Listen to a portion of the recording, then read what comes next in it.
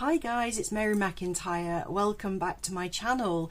Thank you so much for all of my new subscribers. As I film this, I'm 8 people away from hitting 1,000 subscribers, which is just crazy to me. So thank you for joining me and seeing the kind of things that I make. Now, originally when I set up this channel, it was primarily for making Halloween related stuff, but I've now branched out doing other things, and I know recently I've done a lot of epoxy resin stuff, which I think a lot of you have enjoyed watching.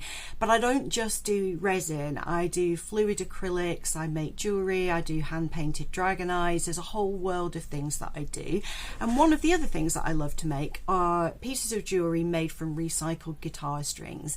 Now recently I was contacted by a guy who was a massive Francis Rossi fan, and he'd seen him live in concert and had managed to get hold of a set of his guitar strings. So he contacted me to see if I could make something from this set of strings that he'd acquired. And what was interesting about that commission is that he wanted me to make some bracelets, but leaving these guitar pegs on the end. So these are bass guitar strings that are a lot heavier gauge.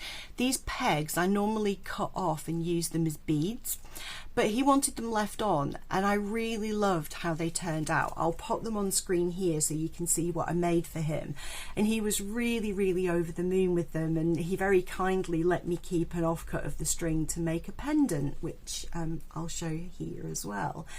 So I really had fun making those, and I've recently restrung one of my oldest bass guitars, and I boiled these strings to sterilize them, and I now want to make a couple of bass string bracelets that still have the pegs on the end. I also got some wide aperture beads from Temu recently, so I want to incorporate those into the design if I can, and I will finish it off with wire wrapping and a little dot of UV resin on the end.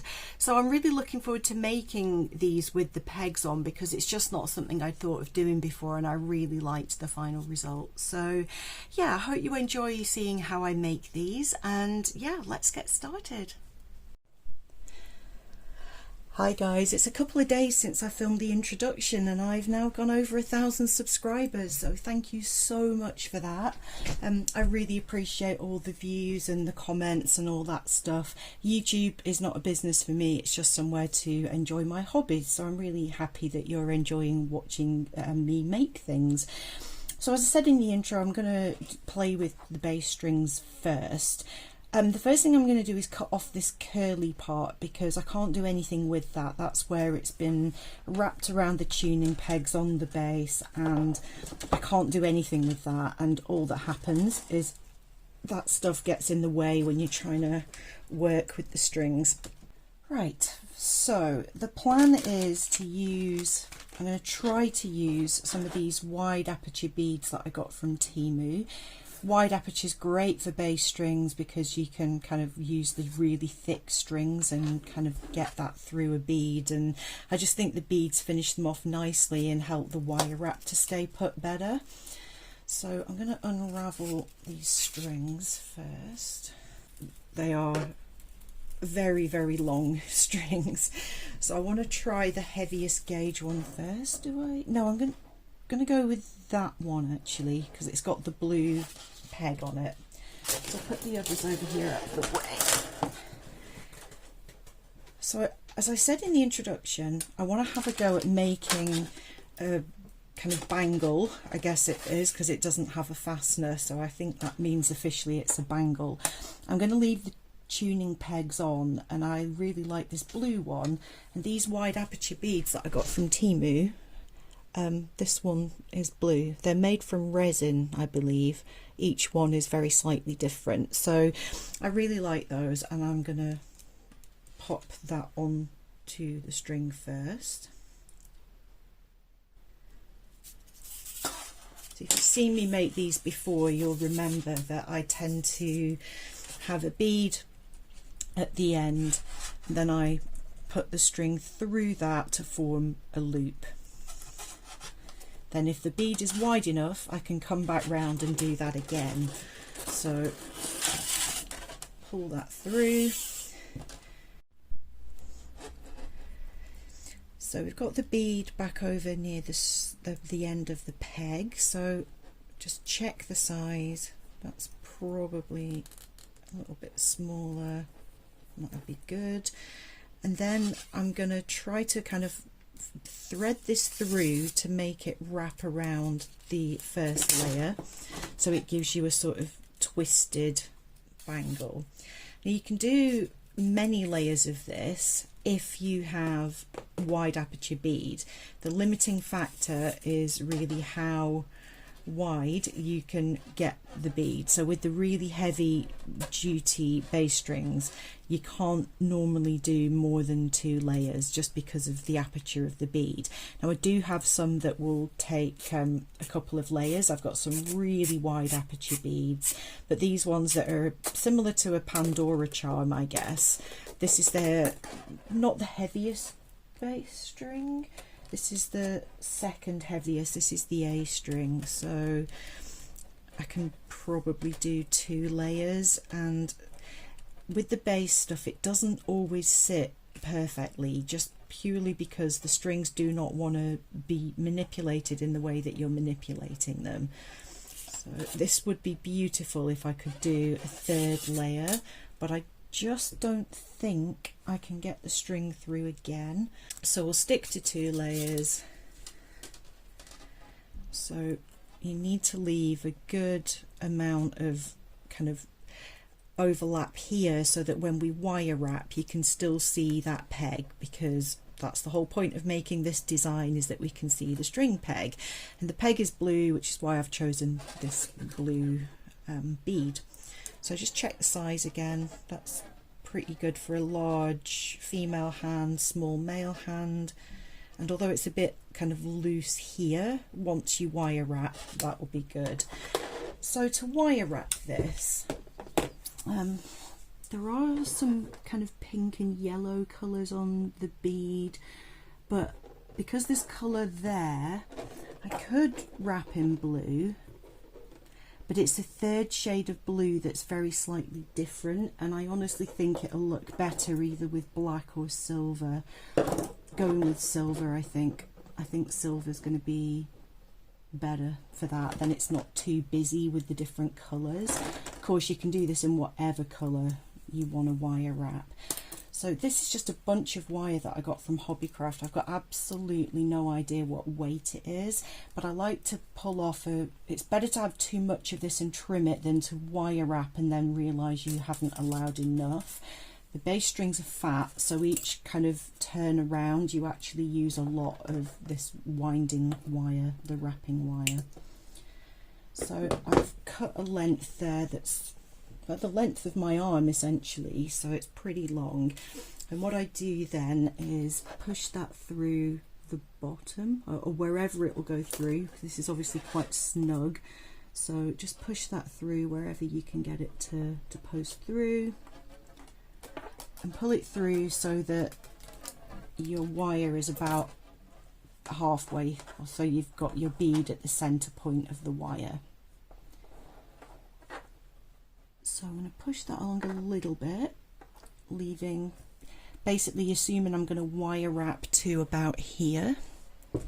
So what I do is put a bend in that and hold that one with my thumb, and then I'll pull this. You can do it towards or away from you, whatever's best. And move that along a smidge, and then pull it really tight as you pull that around and wrap. So you want the wire to lie next to the previous turn, and by pulling it tight, that wire wrap is gripping onto the texture of the strings and it'll help hold it all in place. So pull really tight, and then you can use your nails to kind of push it up flush against the previous turn, and then just keep going.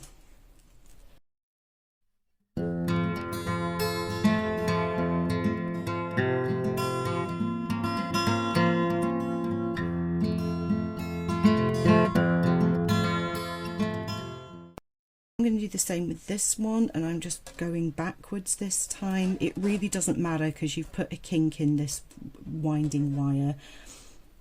And this wire wrap means that this bead can no longer slide along, so it holds it in place. So it's super important that when you are wire wrapping, that this bead cannot move over the top of the wire wrap. So if you've got a gap here and that can still move a bit, what I do is get a little bit of guitar string offcut that is shorter than the width of the bead and poke it through so that it acts as a kind of blocking the hole so that everything is really snug. And you can't see that, so you don't have any extra sharp edges to deal with. You cut it so that it's super small, poke it in, and it will kind of hold everything in place. So if your bead isn't big enough for another layer of guitar string, but you've still got room, you can use a smaller offcut of guitar string to deal with that and plug the hole essentially. So I always keep my offcuts for exactly that reason, so you can snip a bit off and use it to hold everything up. So when I'm wire wrapping the other side, I again do it really tight, sliding my fingers along each time and then just using my nails to smush it all together. And I try to make it so the wire wraps are about the same size, just so it's equal amount of wrap on either side of the bead, just to keep things looking symmetrical.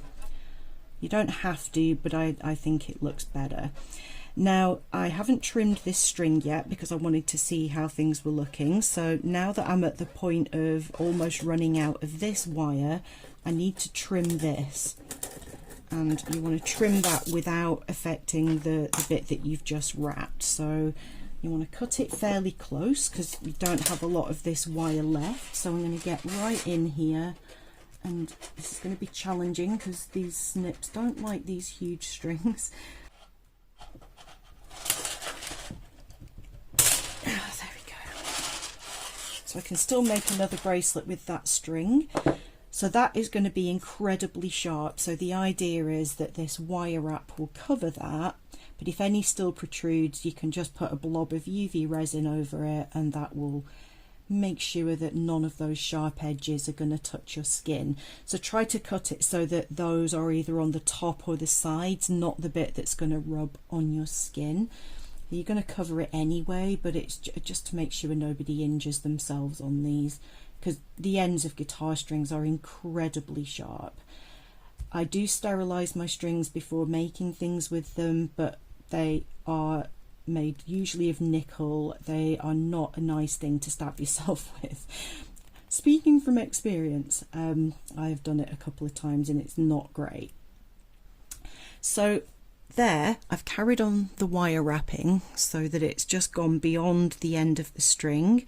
So I tried to finish this little bit so that that is going to finish in a similar place, so that my UV resin blob will cover both.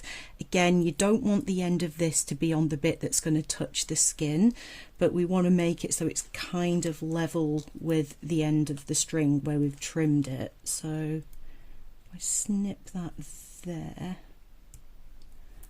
and then I use my needle nose pliers to smush that down, and that will round off, because this wire is quite soft, so it will round the end off and smoosh it into the rest of the wire wrapping.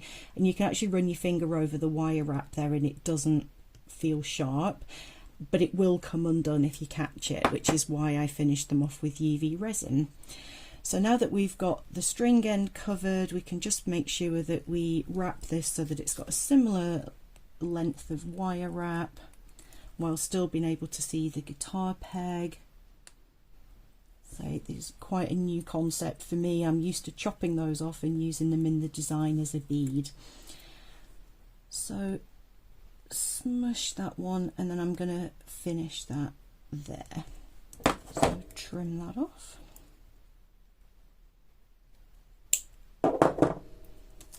And same again, needle nose pliers, and just round over that so that that's nice and smooth.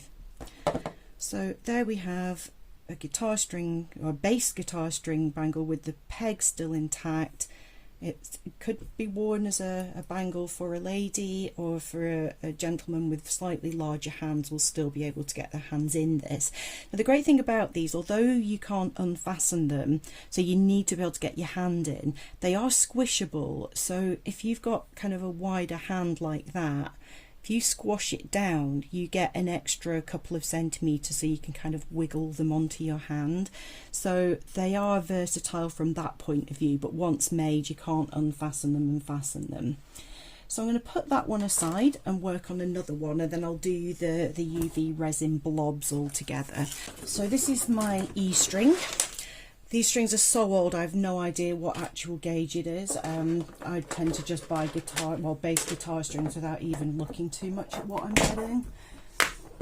Now for these kind of wide aperture beads that I have are going to be the best. So I've just been downstairs to get a drink, and those are the things, I'm out of breath.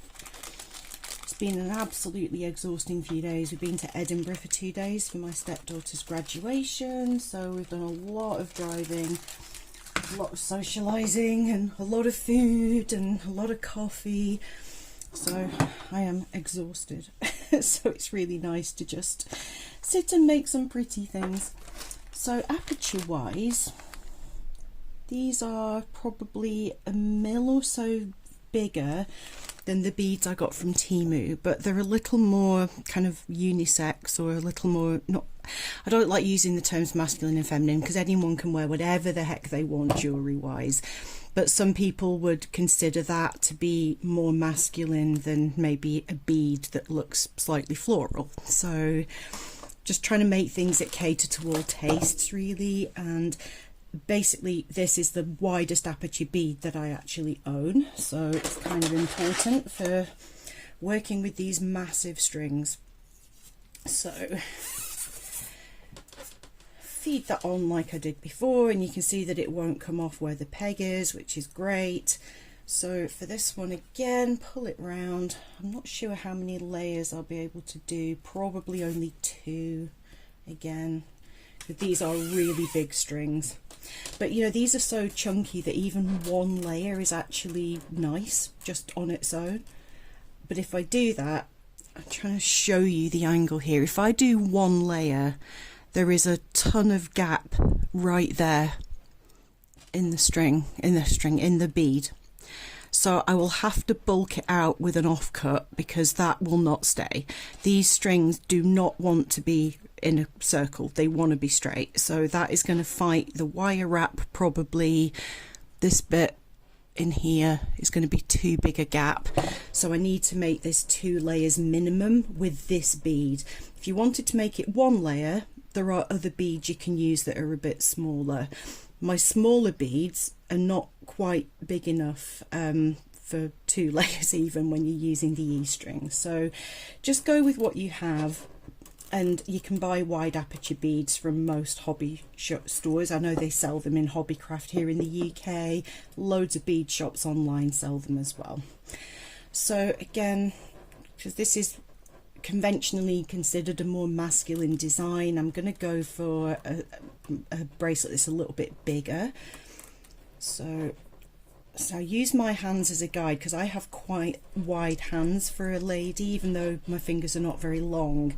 So being able to get my hand in and out easily like that will mean that if you squish that down, somebody with a much bigger hand than me will be able to wear it. So go for about that, I think.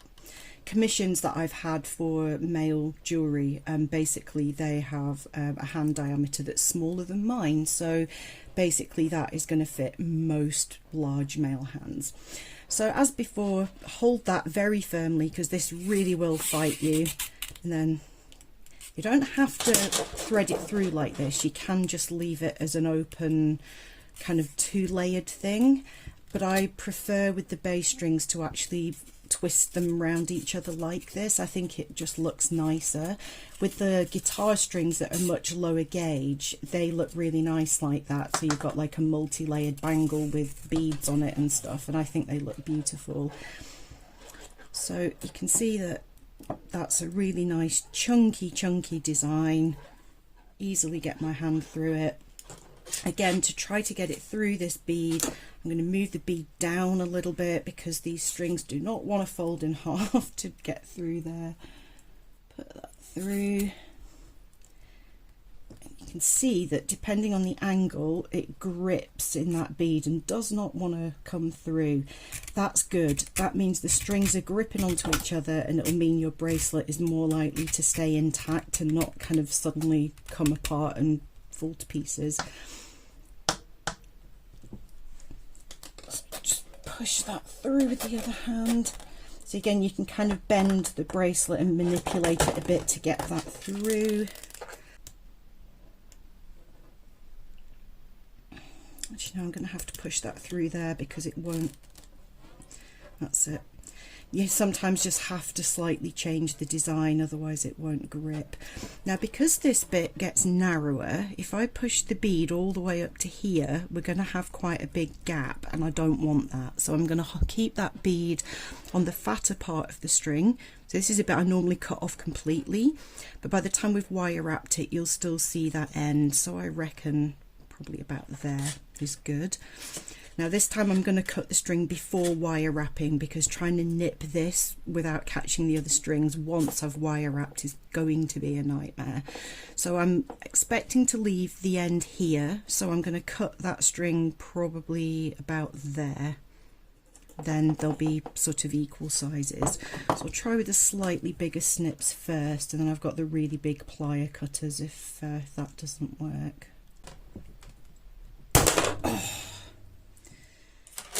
Certainly build up the strength of an arm wrestler when you make a lot of these. Okay, so I think that red wire wrap will look great with this because it's got a red peg on the end. So that's what I'm going to do for this one. Move those out of the way.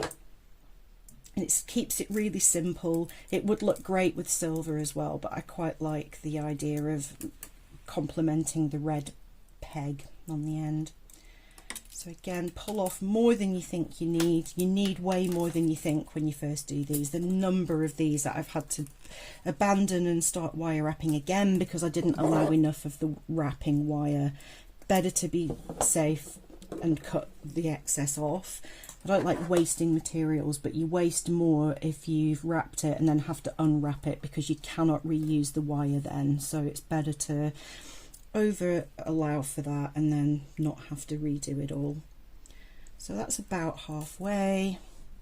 So I'm going to start off, just push that onto the back out of the way because this wire is also sharp, so you don't want to hit yourself in the face with it. And then I'm going to push that back and start wrapping this.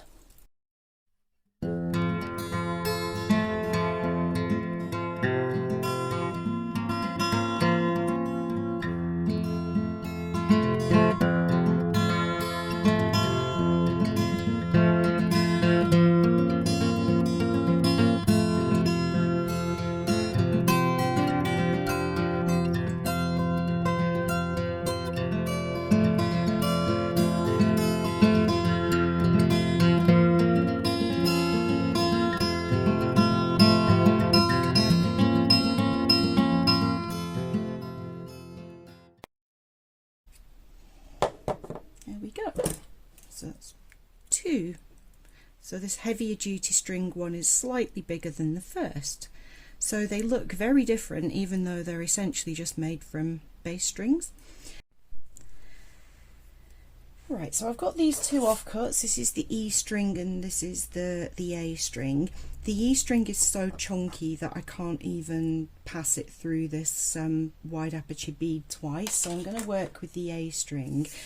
This will go through, but as I said before, sometimes that leaves a gap. So I've cut already, pre-cut, this tiny string offcut to poke into here to kind of block the hole a little bit so that we don't end up with the strings moving too much. So as before, bring it round and push it through and then just make it the size that you want, which means it's a kind of decent size for a slightly slimmer hand than mine. So I've left those crossed over, and what I want to do is get my needle nose pliers and kind of plug that hole. So I'm pushing that in just to block it up a little bit.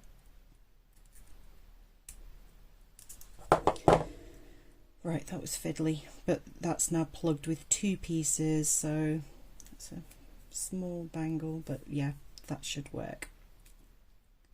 So when you push those strings down, this starts to get a bit kind of mobile again, but with those 2 pieces plugging it, once we wire wrap it, hopefully will hold. So I think just for a little bit of variety, I'm going to do this one in black. This bead is primarily grey. It does have some peach and some yellow on it, so you could use gold or copper. I think the grey would look great with either silver or black. Oh, dilemma now. There are black edges on here, so I think the black. I've already done one in silver, so I'm going to do black. So pull a length of that off, again running my fingers along it to make it nice and straight so it'll lie flat on our wire wrap, giving myself plenty because this is going to need a very firm wrap, with being one layer and having those gaps in there.